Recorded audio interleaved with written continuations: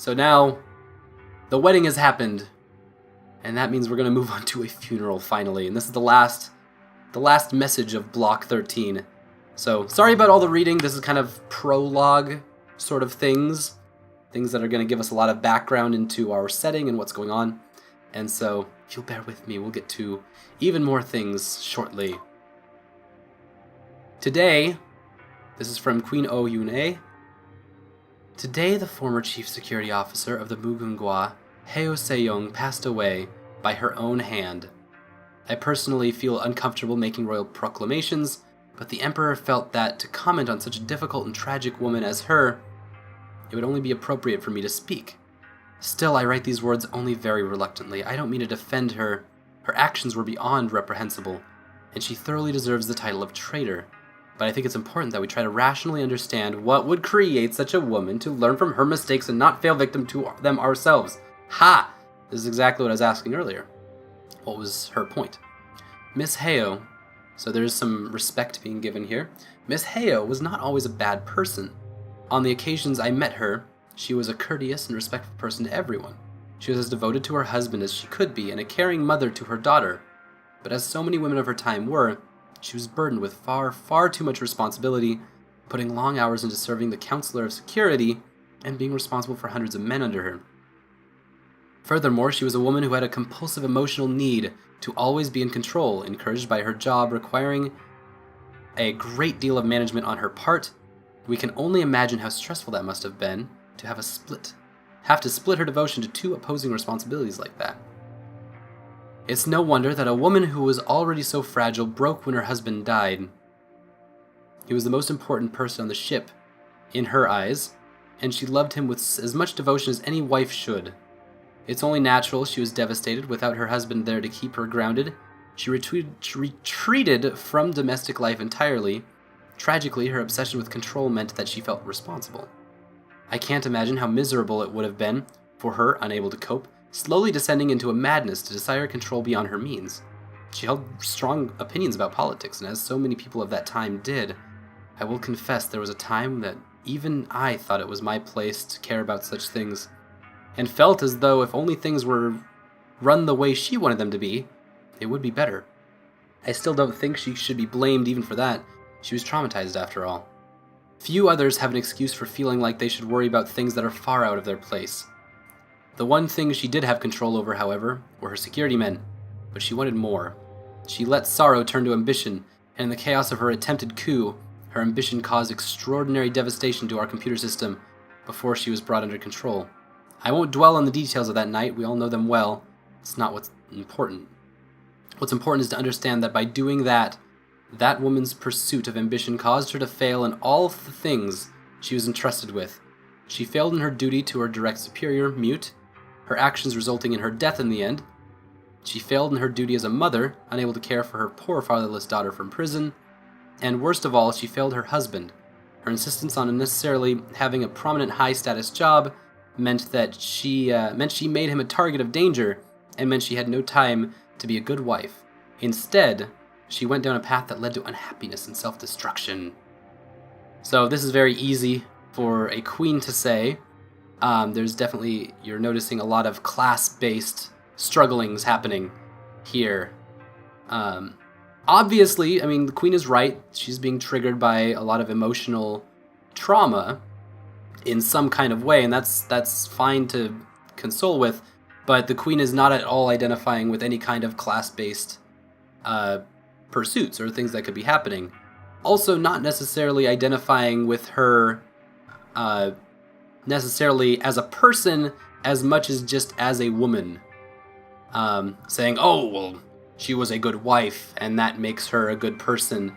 So, yeah, there's kind of some tough stuff being raised in just this one funeral for a rebel. She's trying to identify with this person, but is not necessarily seeing eye to eye in the way that she probably thinks she is. Queen is not seeing eye to eye with, is this Heo? Yeah, Seo-young.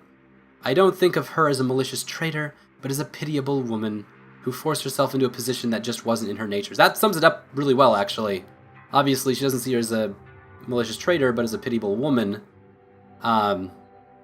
So she's just pitying her, not necessarily identifying or kind of trying to meet her position where it was or why necessarily she did this, but just she couldn't handle it. I mean, she's a woman. How could she possibly handle these kinds of things? But she was not a bad person. She did bad things, but she was not a bad person. In the end, she realized the ills of her ways, and in taking her own life, she had brought some measure of dignity back to her family name. It takes braveness to do that, so today I will admire her for being a woman who was able to admit her faults in the end, and I will endeavor to be more like that. We all should. So that's tough. We've got a lot of details here, but definitely not even close to a full picture. We have one very specific, tiny bit of this past puzzle of what happened with Seo Young. Oh, heyo! What's up? Nice hair. Wow. Such cool hair.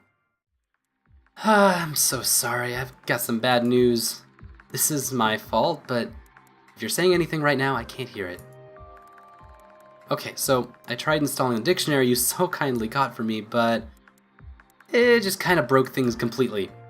There's something really confusing about the virtual machine you're running me in. Like, the builds that should have worked kept responding, but with architecture not supported and trying to rebuild my language processing, well, I don't know, there's something completely wrong with the dependency chain.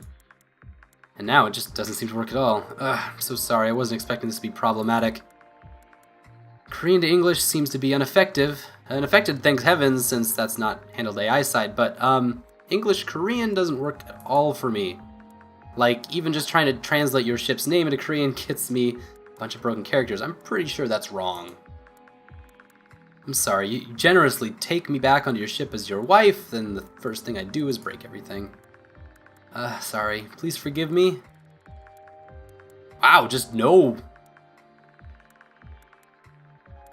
Could forgive, straight up. Oh, her face changes depending on the answer. No is a kind of shy, concerned face. You're forgiven. It doesn't matter anyway. It's not gonna be satisfied with that. Wow, okay. Here's our first. This takes us back, right? Okay. Well, now we're into some real stuff. We've got a very nice base on our background, and it's taken us directly into this thing. Got a nice little cake to play with, a donut even. So where on our emotional donut shall we surf today? I kind of want to just tell her that it doesn't matter anyway. Just like, let it go, not a big deal. I'm not sure that you're forgiven will actually solve anything. But kind of between those two, I don't want to just flat out say no. Sorry, Mute, I don't really know you, and so I'm gonna kind of emotionally appease to you since I'm not sure who you are. We'll go cold. Ouch! That stings. We're gonna go cold. But I guess, like, that's fair enough. Sorry. Well, we're only 3 days away from Earth, so I guess it'll be okay to wait until it can be fixed there. Anyway, like, there's something else. While I was looking at my source code, trying to figure out how to fix things, found some embedded data there that definitely should not be there at all. Like, not actual memories, just data embedded in the machine code. I never would have found it without doing a low-level debug. Anyway, okay, here's the important thing. They seem to correspond perfectly with the file format used for log files in the Magangwa. But, like, the date stamps, like, they're all from before the year 0. You realize what this means? There's log files from before the year 0 embedded in my source code. I mean, you've read about my earliest memories. You know that how nobody ever really trusted me with the full story of what happened. Which we do. We know all that now. But, you know, the Magangwa is gone now. There's no harm in me knowing, and, like, I think it's important. So, what if, like, we went through them all together? Just husband and wife. Let's find out what kind of person the old me used to be together. Alright! Let's do it. Sorry about the railroaded choice there. It's just, like, really important to me. If you see some sort of message tiles, if you see some of the message titles in there, you'd understand. I always stood by and respected the decision of my first master, Emperor Taijo, then I shouldn't worry myself with knowing the details of how bad the old dynasty was. But like, there's not much risk in my emotions getting the better of me now, is there? Even if it's gross, even if the old version of me turns out to be an awful person, even if the immorality of the old dynasty is appalling. Let's find out about it together. Alright, Scooby, let's solve this mystery. I'm sure with a husband like you at my side, I'll be able to handle it. Okay, so here's how it works. You want a technical explanation? It's not really that important. Okay. So apparently those two make the same kind of face choice decision. And yes is happier? This seemed like the kind of happier face. Let's go for it. I don't think these necessarily make an emotional difference. But it's fun to interpret from Mute's face how we want to continue going through our branching pathways. The donut is symmetrical, it's equal, and it makes, because it's on triads, it's not like there's one choice that's above another, and so you don't get into the really useless, like, Mass Effect kind of storytelling, where it's like, good side, bad side. So, more useful. Okay, so basically, you won't know how AIs can make identical copies of themselves? No, I didn't. Thank you for telling me that. Well, the failsafe mechanism for detecting copies is absurdly conservative. Like, too conservative, if you ask me. It's enough that if I copied all these files at once, it would flag it as a copy and refuse to recompile myself. Which is incredibly stupid, but it'd go against my coding to change that, so it can't be helped. Instead, we'll have to extract small fragments at a time, delete them from my codebase, then recompile me. This is kind of dangerous, honestly, so I think we should only extract 6 at a time. Plus, I'll put in safeguards in the script to triple check that there's no problems after extraction. This sounds like foreshadowing. Okay, but we know that there are 2 ways out of this. This could recompile like normal, or everything could go to crap and we could lose Mute. Dangerous stuff. It'll take a lot longer as a result, but like accidentally deleting vital instructions would be an awful way to die. So we'll play it safe. Right, well, thanks to my debug screw-up, there's not really a lot of power left for the day, I'm afraid. This actually goes right along with a lot of kind of transhumanism theory, in that it's kind of a philosophy that reconfigures humanity as a computer.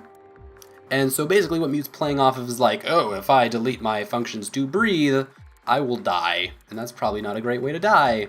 That's kind of that's what these metaphors go together, and they line up with the main tenets of transhumanism. But in a different way, in making computers humanized as opposed to making humans some kind of demigod computerized mess. Transhumanism gets weird. It's a weird place to be. You should look it up. It's kind of fun. It's interesting. Right, well, okay. Thanks to my debug screw-up, there's not really a lot of power left for the day, I'm afraid. I can still go through a few, though. Okay, well, you're the man, so I'll leave you to pick which ones we'll read first. Let's find out what Emperor Tasia once was protect me from and what kind of person I used to be. Alright, hit me, honey. What's the list? Nothing in the inbox, and we're going to read extracted Mangangwa documents and then disable the active AI. Alright. So there's block 13.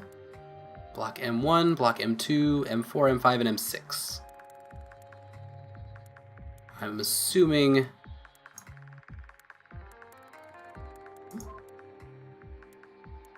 So that was M13. Show 9 unextracted files hidden from view. Oh.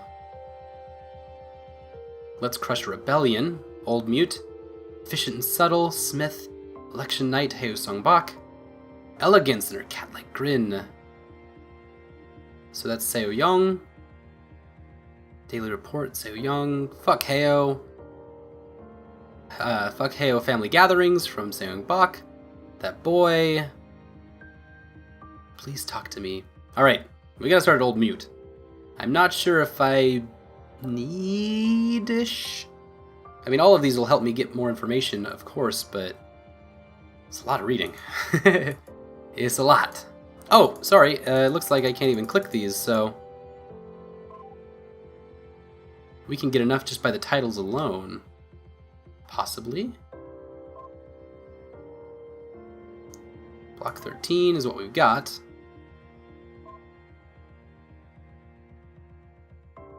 So cool.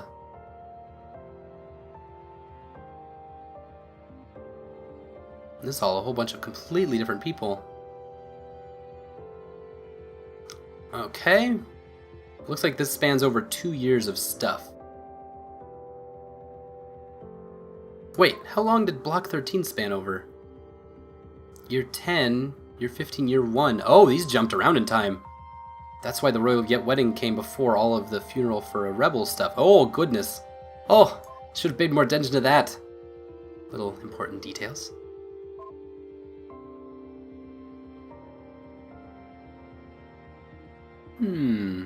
So this is all from the records office. Entirely different block of information. This is all from Kim So-yi. The person we don't know who these people are yet. So the blocks are not necessarily based on time. And the death of Mute. Oh no! Oh no. Well, it's a pretty good way to end, I guess.